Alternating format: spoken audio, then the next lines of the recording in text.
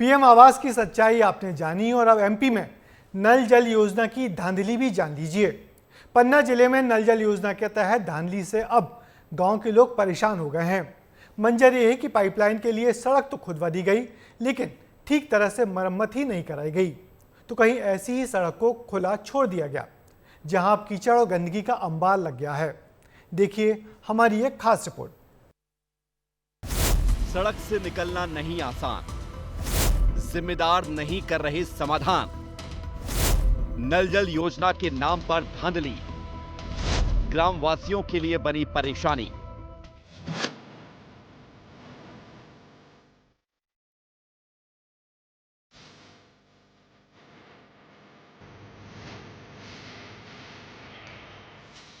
कीचड़ का अंबार, मोटरसाइकिल यहां मुश्किल से निकल पाती हैं।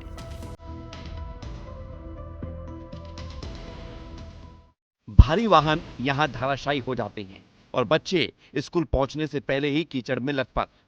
सड़क यहां दूर दूर तक दिखाई ही नहीं देती और जहां थोड़ी बहुत दिखाई देती है तो वो भी पत्थरों से भरी हुई, क्योंकि नल जल और अमृत योजना के पाइपलाइन के लिए सड़क की खुदाई कर दी गई है, लेकिन सड़क मरम्मत कराना जिम्मेदार भूल गए। तस्वीरें पन्ना जिले के मोहनपुरा गांव की है। यहाँ पन्ना नगर में पाइपलाइन जो सप्लाई के लिए रोडें खोदी गई थी, वो आज भी ज्यों की त्यों खुदी डली हुई हैं। अब बरसात के मौसम में लोगों को जाने आने में बहुत परेशानी हो रही है। बाइक वालों को तो सबसे ज़्यादा, बहुत लोग गिरते भी हैं। सरकार अमृत योजना के तहत हर घर में नल लगवाने की कवायद कर रही है। इसके लिए केवल पन्ना जिले में 45 करोड़ की लागत से पाइपलाइन बिछाई जा रही है। पसरी कीचड़ से न केवल आवागमन में लोगों को दिक्कतें आती हैं, बल्कि कीचड़ से फैल रही गंदगी जो बीमारियों को न्योता दे रही है। बीमार होने पर भी गांव वालों को आसानी से इलाज नहीं मिल पाता, क्योंकि जिम्मेदारों की मेहरबानी कुछ इस कदर है कि एम्बुलेंस तक नहीं आ पाती। नाली खुदने के कारण जो है तो गिलाव भी रुक गया। पहले इधर उधर थोड़ा बहुत बहता था, बाकी कचरा तो पहले से है। उतना बढ़िया रोड क्लियर पहले से भी नहीं है, लेकिन नाली खुद जाने के कारण अब बहुत ज़्यादा हो गया। एम्बुलेंस बुलवाई जाए, 1 किलोमीटर दूर एम्बुलेंस आती है। यहाँ से लिहाज की तरह जो है, मर्द को उठा करके या औरत को उठा करके वो 1 किलोमीटर दूर जाओ आप, तब वहाँ से एम्बुलेंस पे लादा जाएगा।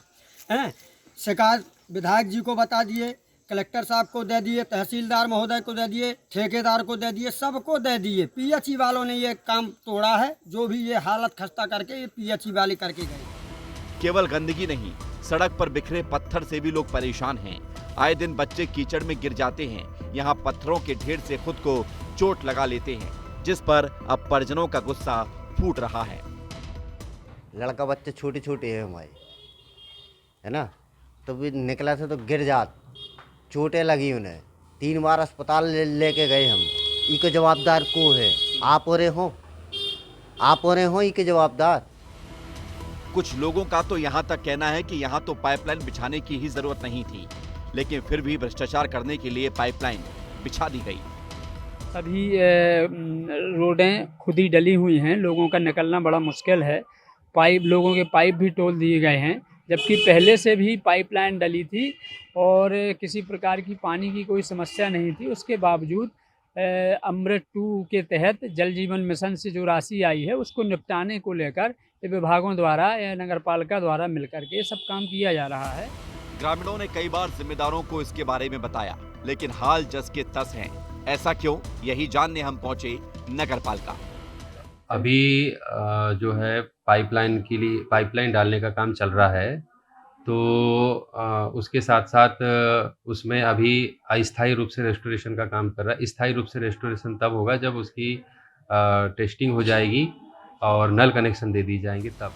जिम्मेदारों की माने तो काम 2 साल तक चलना है, तब तक ग्रामीणों को अस्थायी रिनोवेशन के साथ ही काम चलाना होगा। वहीं मामले में जिला पंचायत सीईओ ने कहा कि हमने तो कार्रवाई की है।